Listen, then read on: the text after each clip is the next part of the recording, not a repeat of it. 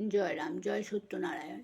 সত্যর স্মরণের সন্ধানে আরও একবার তিনি সেবা মন্দিরে এসে কীর্তনীদেরকে তার সঙ্গে দেখা করতে বললেন। এদিকে আরতি কীর্তন নিয়ে মন্দিরে এক ফতোয়া জারি হয়েছে।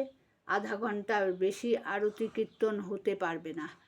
এতে অনেক সময় ভাব নষ্ট হয়ে যায় বলে কীর্তনীরা ও ভক্তরা অনেকেই অসন্তুষ্ট। আমাকে তাদের অনুরোধে উপস্থিত থাকতে হলো।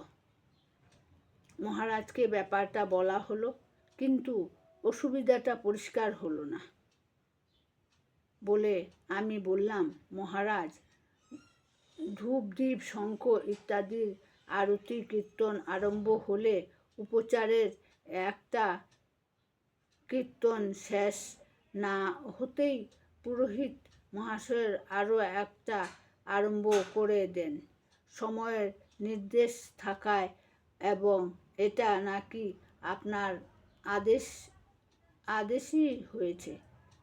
এবার ব্যাপারটা পরিষ্কার হওয়াতে মহারাজ ও তার আসন থেকে লাফ দিয়ে সরে গিয়ে জোর দিয়ে বলছেন, এরকম আদেশ আমি দেই নাই। 2 বার বলেছেন।